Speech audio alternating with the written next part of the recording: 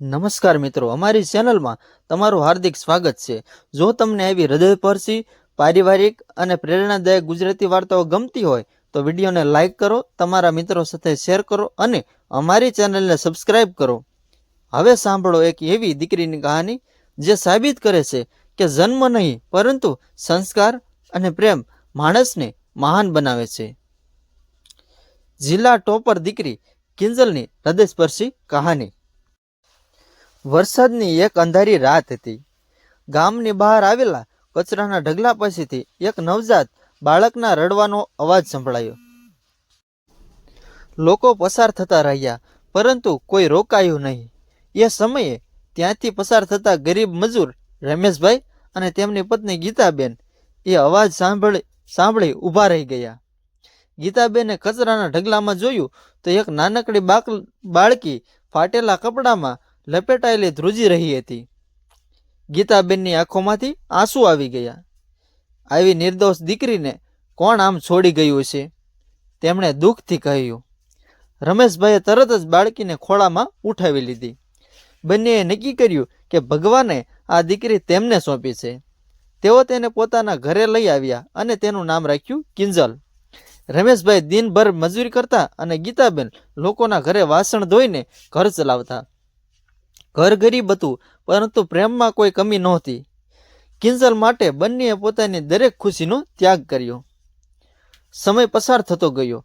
કિંજલ ખૂબ જ હોશિયાર અને સંસ્કારી દીકરી બની। ગામની સરકારી શાળામાં તે હંમેશા પ્રથમ આવતી। શિક્ષકો પણ તેની મહેનત જોઈને ગર્વ અનુભવતા। એક દિવસ શાળાની ફી ભરવાની છેલ્લી તારીખ હતી। ઘરમાં એક પણ રૂપિયા નહોતા। ગીતાબેને પોતાના લગ્નની એકમાત્ર ચાંદીની પાયલ વેચી દીધી જેથી કિંજલનું ભણતર બંધ ન થાય। જ્યારે કિંજલને આ વાતની ખબર પડી ત્યારે તેની આંખોમાંથી આંસુ વહી ગયા। માં, મારા માટે તમે આટલો મોટો ત્યાગ કેમ કર્યો? ગીતાબેને હસીને કહ્યું, દીકરી, ઘરેણાં ફરી આવી જશે પરંતુ શિક્ષણ તક ફરી નહીં મળે। આ શબ્દો કિંજલના જીવનનો સૌથી મોટો સંદેશ બની ગયા।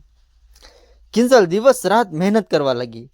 વીજળી જતી રહે ત્યારે તે રસ્તાની લાઇટ નીચે બેસીને અભ્યાસ કરતી। મિત્રો ફરવા જાય ત્યારે પણ તે પુસ્તકો સાથે બેઠી રહેતી। ગામના લોકો કહેતા, ગરીબની દીકરી શું મોટું કરશે? પણ રમેશભાઈ હંમેશા એક જ વાત કહેતા, મારી દીકરી એક દિવસ આખા જિલ્લાનું નામ રોશન કરશે।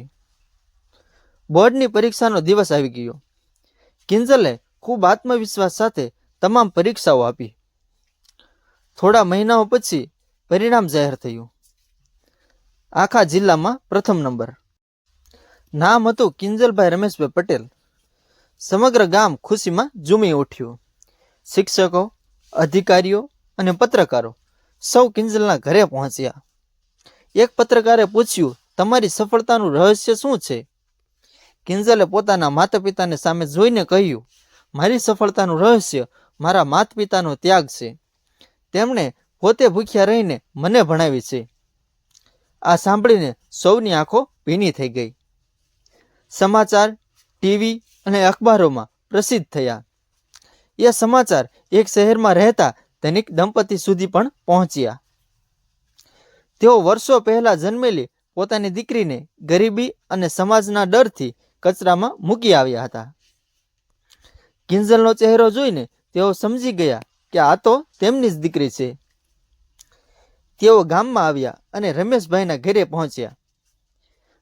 ધનિક મહિલાએ રડતા કહ્યું, કિંજલ, હું તારી સાચી માં છું। અમારાથી મોટી ભૂલ થઈ ગઈ હતી, અમને માફ કરી દે।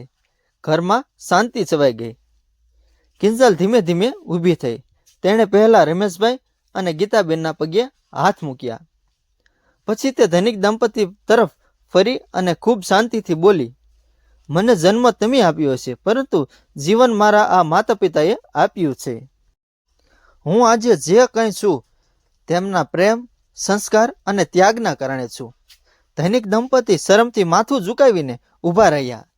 કિંજલે આગળ કહ્યું, હું તમને નફરત નથી કરતી કારણ કે નફરતથી કોઈને સુખ મળતું નથી, પરંતુ મારા સાચા માતા પિતા તો આ જ છે જેમણે મને ઉછેરી, ભણાવી અને જીવતા શીખવ્યું। આ શબ્દો સાંભળીને ત્યાં હાજર દરેક વ્યક્તિની આંખોમાં આંસુ આવી ગયા। જિલ્લા કલેક્ટરે કિંજલને ઉચ્ચ અભ્યાસ માટે સંપૂર્ણ સ્કોલરશિપ આપી. કિંજલે આગળ ભણીને IAS અધિકારી બનવાનો સંકલ્પ લીધો.